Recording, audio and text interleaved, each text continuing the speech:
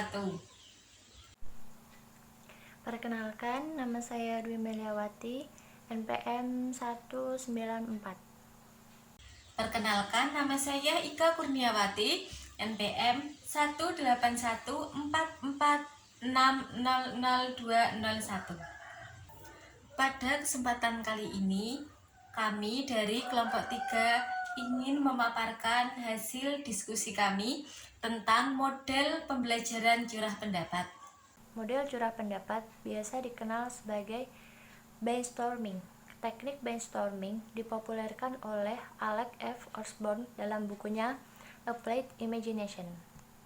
Menurut Muhammad Sobri Sutikno 2007, metode brainstorming adalah suatu bentuk diskusi dalam rangka menghimpun gagasan, pendapat, informasi, pengetahuan, pengalaman dari semua peserta didik. Model ini berbeda dengan diskusi di mana gagasan dari seseorang yang tidak perlu ditanggapi oleh peserta lain. Menurut Rustiah 2008, metode brainstorming yaitu teknik mengajar yang dilakukan guru dengan cara melontarkan suatu masalah ke kelas oleh siswa. Kemudian siswa menjawab, menyatakan pendapat, atau memberi komentar sehingga memungkinkan masalah tersebut berkembang menjadi masalah baru. Dan dapat disimpulkan bahwa dengan metode curah pendapat atau brainstorming ini, siswa dilatih untuk mencari, menemukan, dan mengemukakan gagasannya sebanyak mungkin dalam proses pembelajaran. Model curah pendapat ini bertujuan untuk mengumpulkan gagasan atau pendapat dalam rangka menentukan dan memilih berbagai pernyataan sebagai jawaban terhadap pertanyaan yang berkaitan dengan pembelajaran. Selanjutnya adalah tahapan-tahapan pembelajaran model curah pendapat atau brainstorming. Yang pertama, tahap pemberian informasi dan motivasi atau tahap orientasi. Pada tahap ini, guru menjelaskan masalah yang dihadapi beserta latar belakangnya. Kemudian, siswa disuruh untuk berpikir dan mengemukakan pendapatnya. Yang kedua adalah tahap identifikasi atau analisa. Pada tahap ini, siswa dipersilahkan untuk mengemukakan pendapat sebanyak-banyaknya.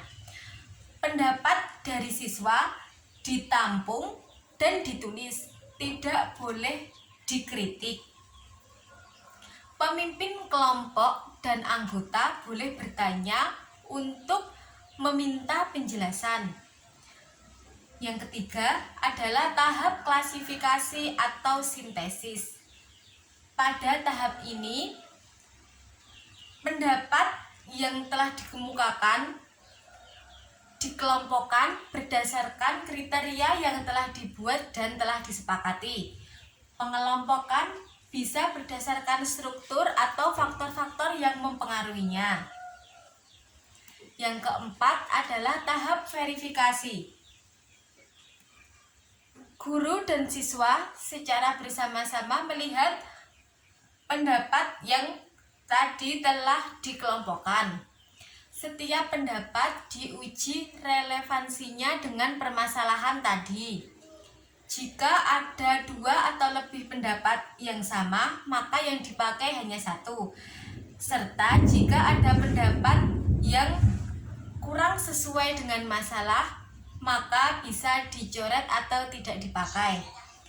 Yang kelima adalah tahap konklusi atau penyepakatan. Guru dan pemimpin kelompok beserta anggota mencoba menyimpulkan butir-butir alternatif pemecahan masalah.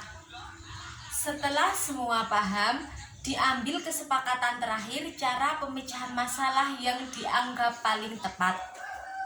Berikutnya, kelebihan dalam model pembelajaran curah pendapat atau brainstorming menurut Rustiah.